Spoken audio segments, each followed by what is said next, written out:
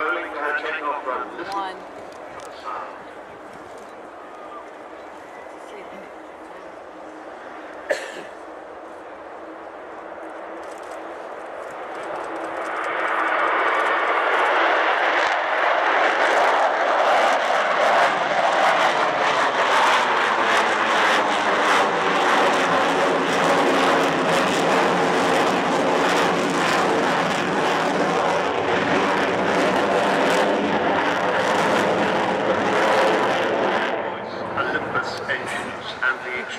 Sound of the Vulcan howl. She really does make the earth move.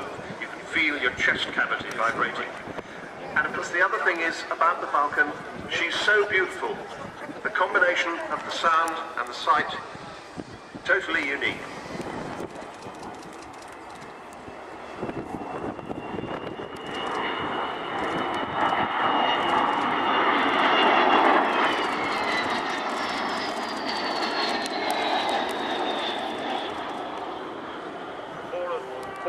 Is spooling down there as they take the power off, and they'll be coming back on again in a moment.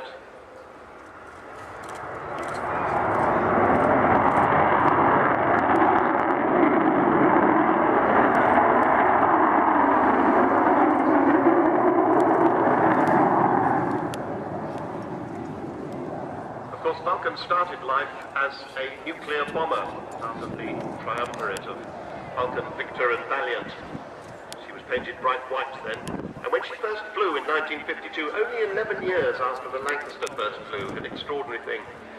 When she first flew at the Farnborough Air Show, not very long after she first flew, she actually rolled all the way through.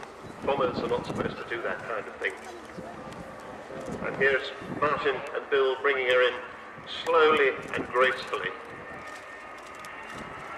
And there's the bomb bay opening, that's the weapons bay that carries 21 bombs.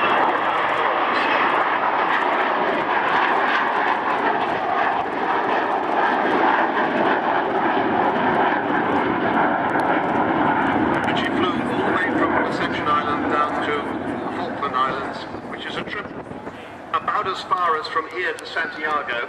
Before she had to fly back again, it took the combined resources of all of the Royal Air Force's aerial refueling, and Martin and his crew, a crew of 5 of course in those days, 2 pilots, 2 navigators, a radar and a plotter, and the air electronics officer, the AEO, they planted their 2 bombs on the runway, one on the centre line and one on the edge. That was enough to stop the use of the runway and prevent the Argentines basing their fast jets on the island, which probably would have had a significant effect on the war.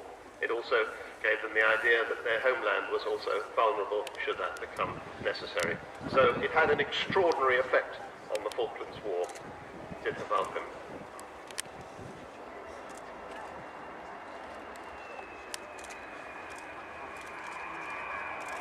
Bombay still open, just about to close, closing now.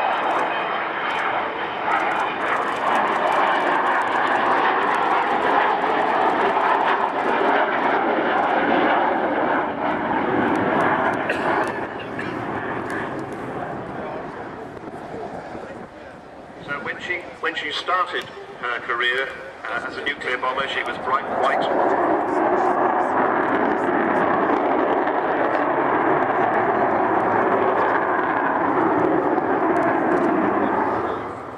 When she handed the quick reaction alert over to the Royal Navy for them to take over the nuclear deterrent, she became camouflaged as we see her today, and in fact this colour scheme, she has the Lincoln coat of arms on the fin, the Panther's head of number 1 group on the nose. That represents all of the Vulcan squadrons in the 1970s.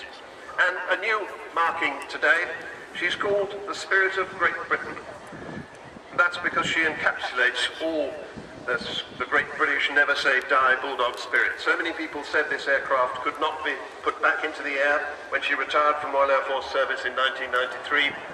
The great British people said yes she can, and they put their money where their mouth is, and they've spent nearly £8 million getting this airplane to this stage.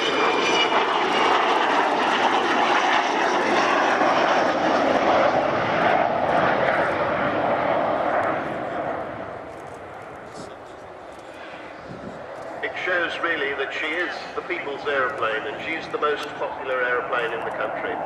It's difficult to describe quite why she has this effect on people.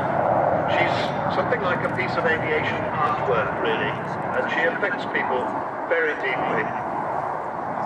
But of course, throughout the whole project, the real elephant in the room has been money. They originally intended to have big business sponsorship, but her timing was just rubbish. She got airborne again right in the middle of this fearsome recession.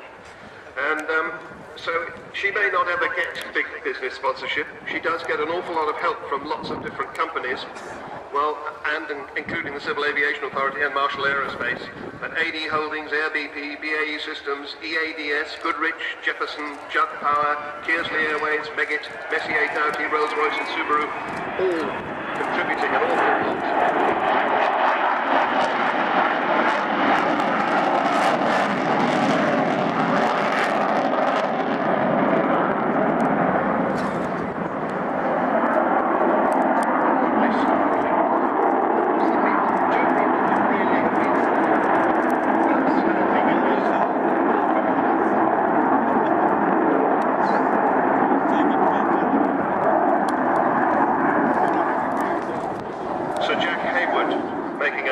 Contributions, and also with great rambunctious generosity, Eddie Forrester of Aerobytes, giving lots and lots of money to this cause.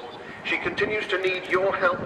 You need to please to join the club, or if you wanted to give help straight away, you can just text the word Vulcan to 82055, the word Vulcan to 82055.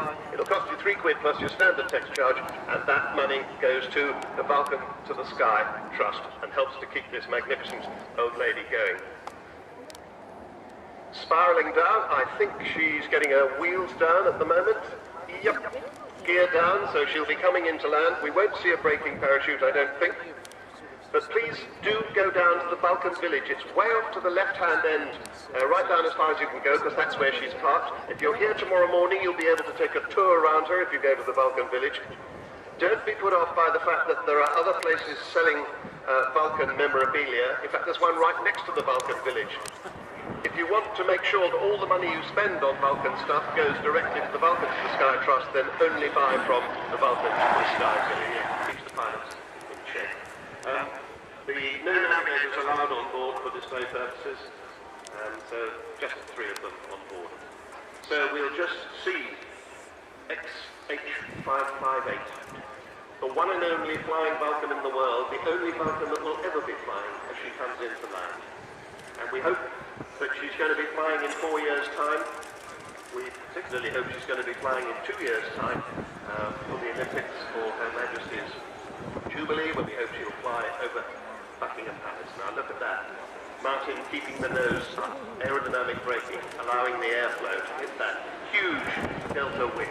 And the air brakes out, sticking on top of the wing, still keeping the nose well up. 16 wheels on the ground, 2 to go. And those 2 just coming down and dropping now. And incidentally, you think she looks pretty big, right? The Americans used to call her the aluminum and this kind of gets started to flies over. But actually, she's almost exactly the same size as a small Airbus airliner, the Airbus A318. If you swap over the wingspan and the length, she's about the same size as that. Although, of course, she has a somewhat different profile because she has the wings, all that space in between